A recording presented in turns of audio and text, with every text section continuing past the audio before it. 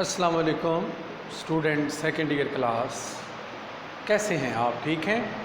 मैं हूं आपका टीचर गुलाम मोइनुद्दीन। आज का बेटा जो हमारा एजुकेशन का लेक्चर है वो चैप्टर नंबर 2 हमारा चल रहा है। इसके लॉन्ग क्वेश्चन कर रहे हैं हम, और आज का जो लेक्चर नंबर हमारा 46 है। और आज जो है हमने जिस टॉपिक के बारे में पढ़ना है वो है कि तहरीक अलीगढ़ जो है वो ये क्यों कायम किया गया, यानी कि तहरीक अलीगढ़ के मकासद क्या थे, क्वेश्चन का नेम है। और इसको स्टार्ट करने से पहले हम जो है अल्लाह ताला के बबरकत नाम से इस लेक्चर को स्टार्ट करते हैं। बिस्मिल्लाहिर्रहमानिर्रहीम। तहरीक अलीगढ़ के असबाब या इसका मकासद, ये बेटा क्या थे। असल में तहरीक अलीगढ़ भी जो कायम करने के यानी कि सर सैयद अहमद ख़ान थे, तो पहले ये ईस्ट इंडिया कंपनी में मुलाजम थे। ये अंग्रेज़ों की मक्कारियों और अंग्रेज़ों की चालाकियों को बखूबी जानते थे। अब इन्होंने क्या किया, वक्त की नज़ाकत को भांपते हुए इन्होंने जो है अंग्रेज़ों के साथ अच्छे ताल्लुकात पहले बनाए, फिर जो है वो मुसलमानों के लिए इन्होंने कोशिशें तेज़ कर दी। और मुसलमानों को इन्होंने नसीहत ये की थी कि हम जो है तब तक अंग्रेज़ों का मुकाबला नहीं कर सकते जब तक हम जो है वो पढ़ लिख ना जाएँ, क्योंकि बरतानिया जब काबिज़ हुआ बर सगीर के अंदर, तो बरतानिया ने मुसलमानों को तालीमी लिहाज से बहुत ज़्यादा पस्त कर दिया था। जो मुसलमान स्कॉलर से उलमा थे उनसे चुन चुन कर जो है वो बदले लिए गए थे। तो लिहाजा अब अलीगढ़ जो है वो एक इंस्टीट्यूट बनाया अलीगढ़ के मुकाम पर, जिसका नाम इसलिए जो है वो अलीगढ़ पड़ा। अब उसकी मेन जो है वो मकसद और सबब क्या था, सबसे पहले अंग्रेज़ों और मुसलमानों की गलत फहमियों को दूर करना।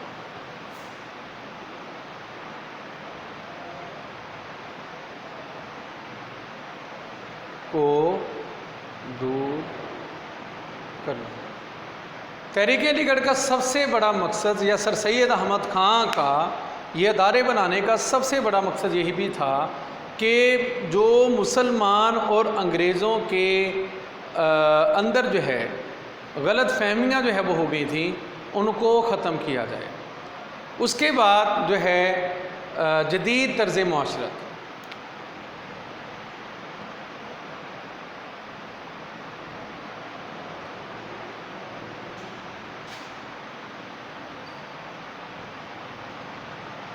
अब तहरीक अलीगढ़ का एक ये भी मकसद था कि मुसलमानों को ये बराबर करवाया जाए, मुसलमानों को ये शऊर दिया जाए कि जिस तरह ज़माना तरक्की कर रहा है वैसे जो है वो अपने आप को अपनाएं।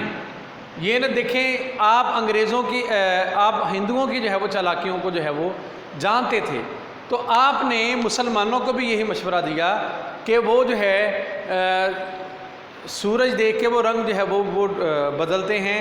इसी तरह वो अंग्रेज़ उस टाइम जो है वो हाकिम वक्त थे, तो सर सैयद अहमद ख़ान ने भी जो है वो मुसलमानों को यही मशवरा दिया कि आप भी अंग्रेज़ों की जो है वो ये हुक्मरानी है, तो उनकी जो है वो जो जदीद तर्ज है उनको देखकर अपने आप को बदलिए, और जो है वो ताकि जो है वो आप के और अंग्रेज़ों के दरमियान जो फ़ासले हैं, चाहे वो समाजी फ़ासले हैं, चाहे वो सियासी फ़ासले हैं, चाहे वो तालीमी फ़ासले हैं, वो कम हों। उसके बाद जो है वो जदीद तालीम का फ़रोग़,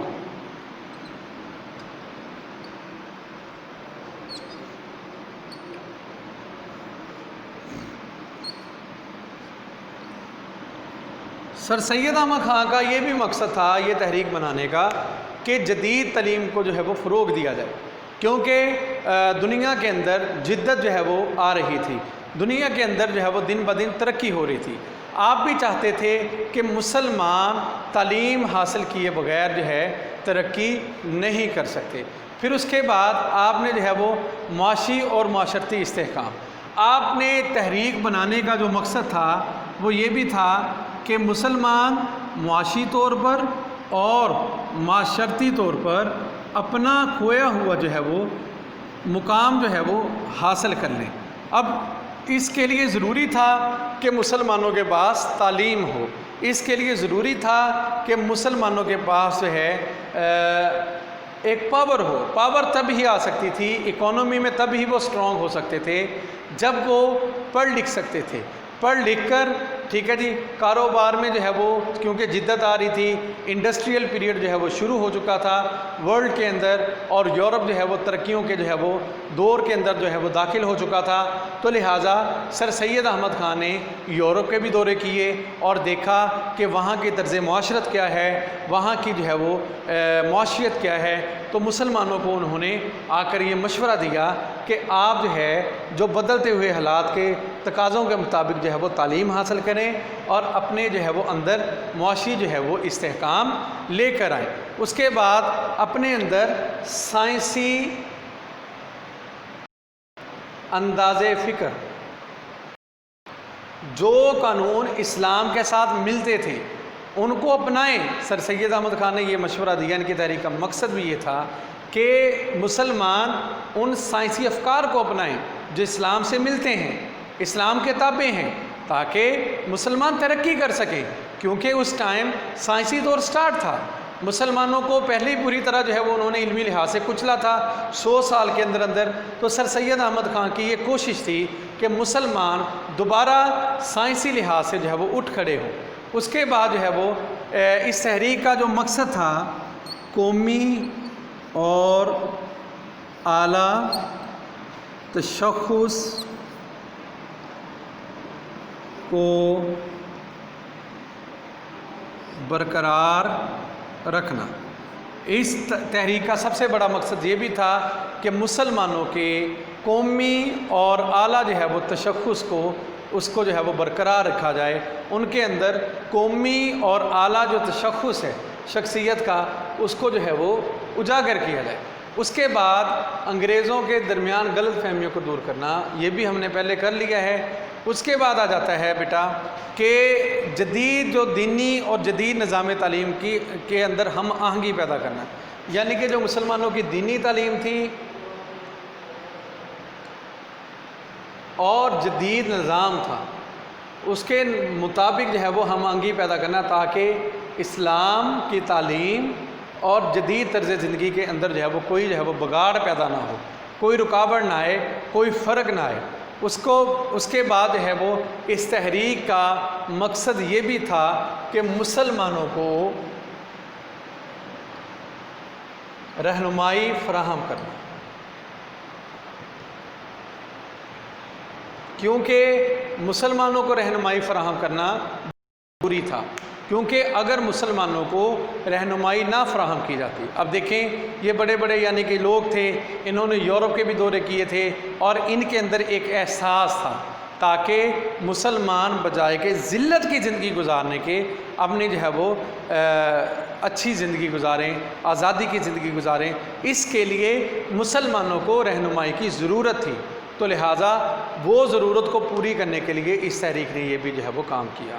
آج کا بیٹا ہمارا یہی کوشچن تھا اور ہمارا کوشچن کمپلیٹ ہوا۔ انشاءاللہ کل نیکسٹ کوشچن کے ساتھ ہم حاضر ہوں گے۔